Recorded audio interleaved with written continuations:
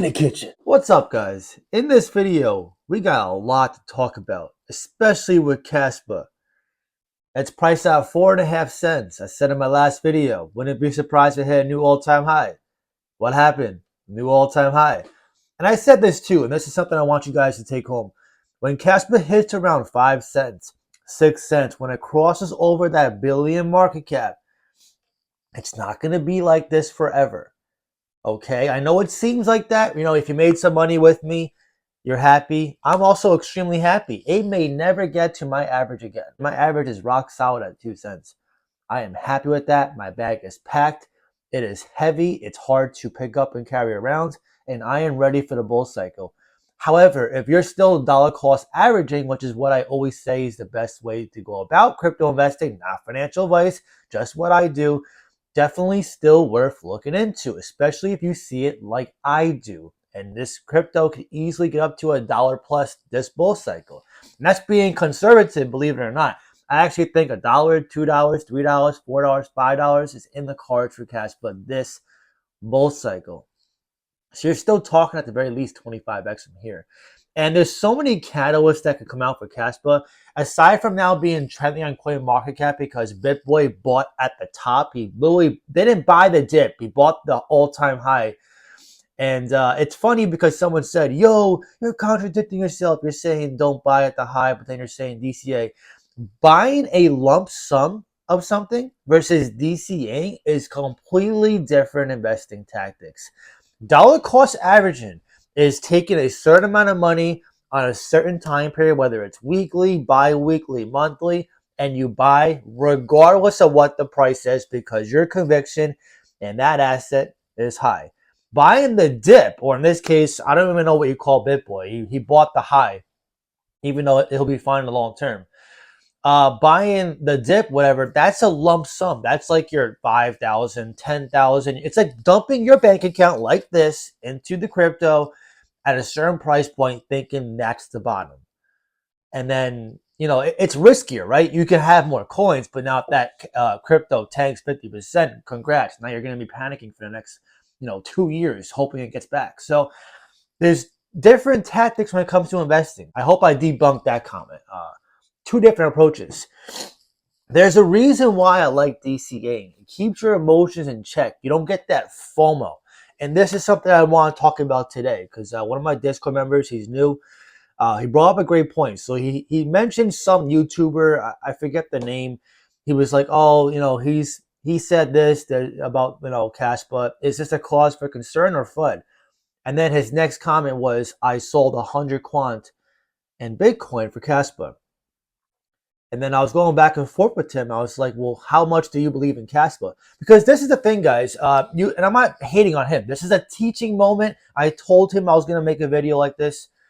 If your conviction is high in a particular crypto, you should be able to expect the FUD that comes out and still just keep plowing through. You ever hear that, what's that quote? Feel the fear and do it anyway? That's exactly how it is for this crypto market, right? Just because someone comes out and says your crypto's stupid or your crypto is going to zero, are you going to be like, oh my God, I'm going to sell? Like, I know it sounds funny to some of you. You're like, oh, I would never do that. But this is a legitimate concern. And when I saw his comment, I sold this, I sold that. Two great assets. I wouldn't sell Quant and Bitcoin for Kaspa. My conviction is high in Kaspa. I wouldn't sell it and try to be greedy and say, oh, it's riding up. Let me catch some more. You got to be patient. Listen, I know Kaspa, it sounds like a bear market doesn't exist because it's riding up. These gains are going to slow down. This has come from somebody who's extremely bullish in Kaspa. It's going to come down. And I'm not reading you some stupid TA chart saying it's going to form a head and shoulders pattern. I'm telling you, realistically, it's going to slow down. Once the market caps get too big, $1 billion plus, they're going to marry Bitcoin. Once these market caps get to a certain size, you need a lot more liquidity to move that needle, pending any catalyst. Now, obviously, if Kaspa gets to 5, 6 cents and it gets listed on a crack, and then you're probably going to see it pump to like 7 or 8 cents, whatever, or Binance or Coinbase. So this is pending any catalyst, right? Like all your altcoins right now, and I'm going to cover this too in another video, If you're looking at all these price charts and saying, oh, they all suck because Kaspa's going like this and they're all going like this, like that's where cycles matter, okay? I'm assuming most of the altcoins that people are calling bad investments right now are probably over $1 billion market cap. They've been through a bull cycle and they're naturally just down. But that's a whole nother topic for another video. But that being said, Kaspa, if you're FOMOing into it right now because someone else is telling you sell everything, or you're just like, I want to just be all in, I really hope your conviction is high into that asset. Because if it's not, we're going to see more comments like this. And I told my Discord, I said, what would you do if BitBoy Crypto or someone on that level came out today and said Kaspa is a scam and Casper with a C's better, or any crypto is better, and Kaspa tanks 50%, which could be likely because look what happened, right? He said it was the next Bitcoin, whatever, and he bought it, and what happened? It went to number 2 trending. So what said reverse happened? Let's just say he came out and said he was wrong and it was bad, and it tanked. Would you hold on to Kaspa, even if it's bleeding your portfolio? Would you hold on to it with your own belief and conviction into it, or would you sell because you don't want to get wrecked? Listen, I know you may say, oh, I'll just hold on to it. If your portfolio is slowly going down like this, you would feel very afraid. Even the ones that had the most conviction would be like, oh man, what should I do here? It happens. But this is why I say your foundation of research should not fall on what I say or what anyone says. It should fall on you, what you believe in, your research. Because this is the thing. We're going to see more FUD for Kaspa. The ASIC miners, I mean, you guys know how stupid I thought that was, right? Most of the miners follow me and said they're not even selling Kaspa, they're buying it. But you're still going to see that. And then you're going to see, oh, it's not the second coming of Bitcoin. It's worthless. Oh, this one's better. Smart contracts have to be needed. I'm not joking. There's more FUD to come.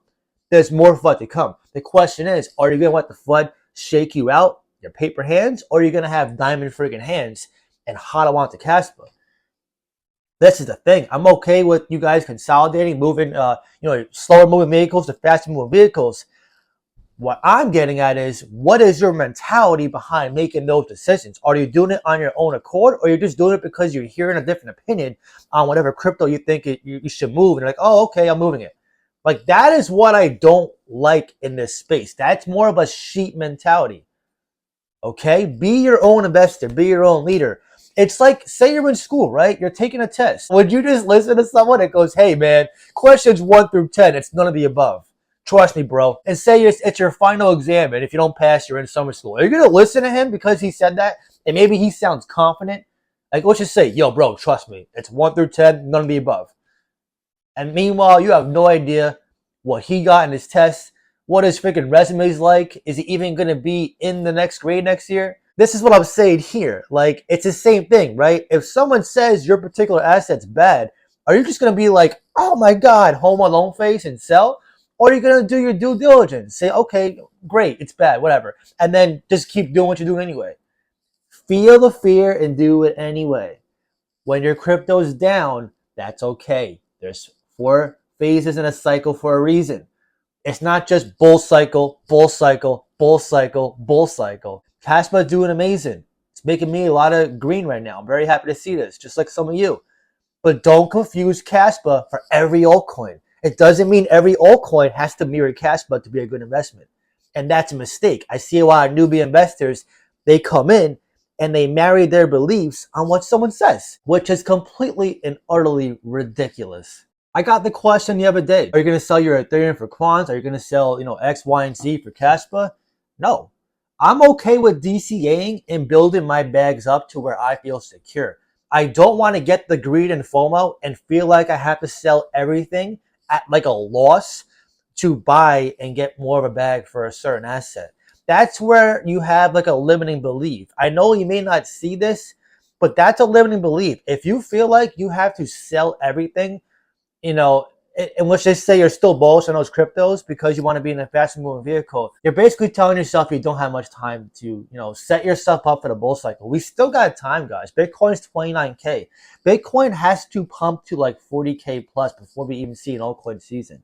So don't feel like you have to sell everything at a 90% loss just to make ends meet. Like if you're buying Casper right now at the top and you're selling everything to do it, I'm not saying you're making a mistake, but that's a horrible mentality practice. And it's only going to take one confident person to fudge you out. I'm not even joking. One confident person to get you to question your decision to go all into Kaspa or all into any crypto, and you're going to sell. I'm not here trying to scare you guys or tell you guys that what you're doing are bad decisions. I'm telling you, whatever decision you make sure it's for the right reasons and it's on your own accord. Be your own investor.